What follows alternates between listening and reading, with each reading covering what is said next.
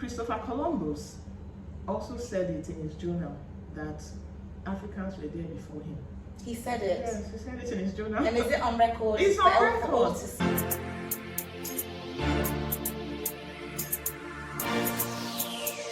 Smobby!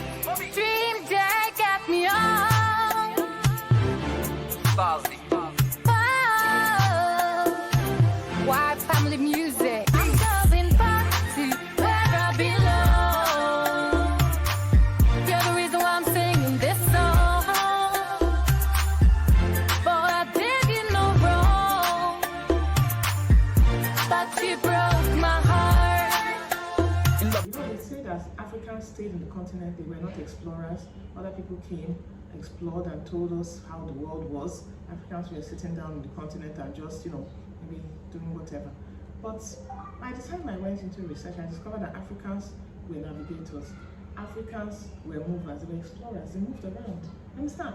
To the point that, okay, there was in northern Nigeria, the third oldest canoe in the world, the Dufuna canoe, was found here. And the interesting thing about that canoe is that, irrespective of the fact that it was the third oldest canoe in the world, the way it was built, the sophistication of the building of the canoe was way advanced, much more advanced than that of the one in France and I think Netherlands or Switzerland. What's it called? A canoe? Yes, a canoe. Oh, okay. What's that? A canoe is like a boat that is... Canoe. It's It's me and my English accent. The canoe. So that particular one, the way it was built was way sophisticated. The edges were, you understand, built with a lot of sophisticated science, which was way better than the two older canoes from the European side.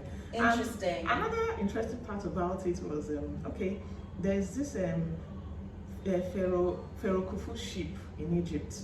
That ship was, it's the oldest ship, yes, in the world, and it's on display in Egypt.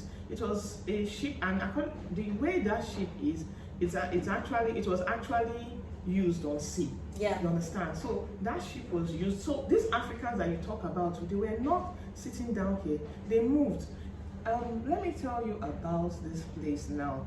It's called the Grand Canyon in the United States of America. The Grand Canyon, there's a particular section of the Grand Canyon that they say that Egyptians lived there. Egyptians lived there? Ancient Egyptians. They say that when it's cut off, it's closed up from people. But that when you get in there, you'll see that there are some artifacts and other things that show that ancient Egyptians actually stayed there. So you understand? So a lot of things you see, and will I say this person now, Christopher Columbus also said it in his journal that Africans were there before him. He said it? Yes, he said it in his journal. And is it on record? It's on record. For all to see? You can go find out, you understand? So these are things that we don't know, and you understand, like I said, it's there that, okay, you people, there are so many stereotypes. If you want to hide something from a black man, hide it in a book. And my problem with these stereotypes is that when the people, it becomes a part of them, they believe it that, oh, I said it, there's nothing there to read. But what is the difference between you reading and someone else reading for you to know that these things are there for your consumption, for your knowledge, for you to know about it? And it's interesting you've called it hidden histories. Yes. But part of the reason it's hidden is because we haven't searched. Yes, we have not searched. We haven't actively gone out to research this for ourselves. And I'm really interested in the pictures in your book because I have children, and also for myself. A lot of images that we see when we're talking about history through movies, through even history I learned in school, and I was in the countryside in England. So a lot of the faces were white faces. Yeah. So in terms of history, especially as we're talking about Egypt a lot, can you see some of the pictures that you've... Okay, this is a step pyramid, because one thing I did with this book was that I actually ensured that as I'm telling you about something, I give you a photo. So it's not as if it's something I'm thinking of, oh, this was happening then, and it's a figment of my imagination. I didn't want that to happen, which is it's not true. So like this is the step pyramid. Then, okay, this is the Starzy, Edwin Smith papyrus for Starzy. Well, one of the papyrus from this person, I think that was Imhotep, from Imhotep's time. Yeah. Then of course this is Imhotep. Yeah, that was Imhotep right there. he was so good, besides the fact that he was an architect, a physician and all that. When the Greeks came in, they likened him to their own god, and he was immortalized. He was made a god after his death by the Greeks, yes, because of the things he had done. Achieved. Yes, it was quite impressive. Then, okay, of course, these are my people, the Enya and Butu, who helped me in busting the myths, yes. all the myths about Africa and ancient Africa. So, okay, this particular children, they are whites. They were trying to talk about. They were trying to talk about how Africa was. This particular one, I think he knew about the bones, the mathematical tool in Africa, coming from Africa, the first mathematical tool. So he was trying to tell his friend, another white boy, that, do you know what would you do if you were given a boon? What would you do with a bone? He said, I'll throw it to my dog. He said, do you know what? The Africans were ingenious, the ancient Africans. This is so powerful. Yeah. That image right there is very powerful. They used it for, as a mathematical tool. At the time, there were no papyrus, no papers. Yeah. They used it to solve mathematics. You understand? So this is trying to say that even the whites too, who are aware, they will also tell their friends that, come, it's not just about this book. Like I say, it's not a bias book. It's not racist. It's just saying it's facts. We need to pass on the facts to everyone. To the world. Yes, to the world. The world needs to know about Yes. this. Yes, and then these are the bones, the two bones. So you've really, what I love is you've given us evidence. Yes. Are these books used in schools?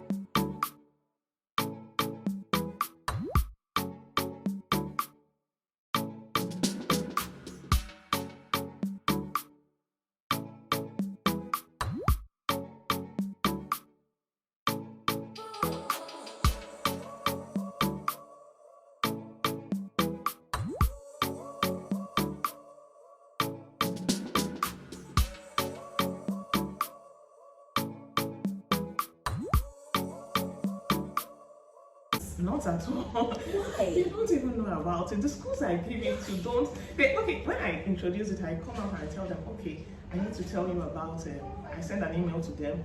Yeah, I'm sure you had this perception about Africa. This is a book that will change your mind and all that. They're like, what's she talking about? Okay, let's see the book. So when they read it, they're like, is this real? Is this real? They question it first. Yes, they do.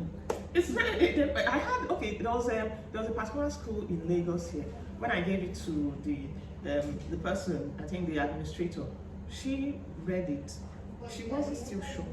She had to. They have in their management. They have an elderly American who had stayed in America, who were employed. So she had to give it to him and tell him that, look at this book. Look at what they're saying about this book. So when he read, when he just said, okay, I don't think he had the time, but he said, if Imhotep is in this book, then I know this book is good. So when he got the book and he saw, was like, I like this book. You understand? And by the time he finished reading, he said, I want to speak to this lady. Yes. He called me and he told me, thank you so much for this. Thank you so much for this. Do you know that African Americans know nothing about their history, they know nothing about where they came from? I said, oh, hey sir, hold it. Africans here in Africa know nothing about where they came from. So you are not telling me about Americans. Africans here know It's the Africans here. Yes. Not me, because my husband, he's very knowledgeable about history. Mm-hmm. I came on my own journey hoping to find out about African history in Africa. Mm-hmm. And it's only when I heard about you, I thought, okay, now my learning journey can begin. Uh-huh. So this is not available in schools yet. No, the schools who have it, a good number of them, a few of them bought it for their libraries. They said, okay, we could 10 copies, 5 copies. I think yes, that's a start. Let them start. It's a start. It's a start. It's a yes. start. If they can put it into the curriculum, I'm happy with it. But it's a start. Let them. Please, this is my plea. Okay, if you're a teacher, if you own a school, get this into the curriculum, because why are we learning about other people's history only and not our own? So it's definitely a plea. It is necessary. It is actually. So by God's grace, you look at the other images besides. Okay, this was okay, I talked about the ancient Africans in Spain, ancient Africans in America, Ancient Africans in Mexico. You know, okay, this is a stone head. I like this particular one. It was in Mexico. This ancient stone head, it's clearly an African face. Yes, it is. Yes, and it's in Mexico. The ancient Africans who came there used this stone head. That's why I say they were Egyptians. They came from the Egyptian. They were Egyptians. So this is what an Egyptian looks like. No, what I mean is, when I say they were actually Egyptians was because this particular stone head is being compared to the Pyramid of Giza. You understand? The way the Egyptians built. It's quite large. It's not even small. It's quite large. Yeah. So they had the same way of. They brought it, and wherever there's something you should take note of in the navigation of Africans. Wherever Africans go to, they leave that place better than they found it. They never desecrate a place. They come there with knowledge, they come there with technology, they come there making the place, oh, we need to improve this place. Africans did it when they were in Europe. They were in Spain. You know, the Africans ruled Spain for, that's the Moors. I don't know if you've heard about the Moors. I've heard about the Moors. They ruled Spain for over 700 years, and they brought civilization. They brought a lot of things into Spain that they brought Europe out of the Dark Ages. That's the truth. Yes, the Moors, they brought Europe out of the Dark Ages. So these are things which you as African, as an African, as a person of African descent should know, and even a person in the world, you should know about these things. You understand? Because I hear a lot of things being thrown around. Especially from people who are, you understand, who I take it that they are ignorant, they are not knowledgeable. You come and you say, oh, can't you go back to your huts? You understand? Maybe the person who is young can go back to your hut and go back to Africa. Go back to primitivity. Yeah. No, the primitivity was never a part of Africa. So you tell that, I don't know who you tell that to, but it's not Africa. So that's where I want Africans to be. Where someone tells you that, say, please read up about Africa. I could help you out. Understand? Africa was never primitive. So as well as the book that you've written, do you educate people in other ways? Are there any other platforms that you use? Well, I don't. I'm not a social media person, so it's a lot of work. And I'm not really. So I don't do that. You understand? I don't. But when someone was telling me, okay, try open up a YouTube channel, bring out facts and all that. I don't know if I can. Who thinks you should start a YouTube channel? Please comment below. I can't say if I can. I will put in. I don't know. That was what was advised, and I can't say. Let me see how it goes. Do you teach? No, I don't. So your main platform of education is your book. Yes, just the so that's book. what we all have to start. Yes, that's what we have to start with. So there's a copy on Amazon and on Seller. Yes, for the African audience on Seller, because Amazon we really don't. Amazon is not in Africa, so I had to put it up on Seller. Everything is on my website. Yes, Maluchi Ifatu, www.maluchiifatu.com.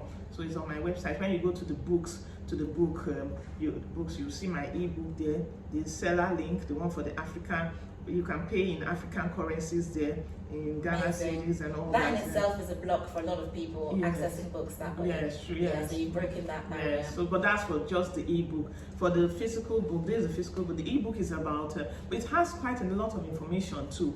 I don't want this in ebook format yet. It's still in hard copy. But if the distribution channels work out, yes, I could distribute it to other parts of Africa. But it's basically only on Amazon and here in Nigeria. But for the ebook, I can assure you, once you read the ebook, it will open you up too.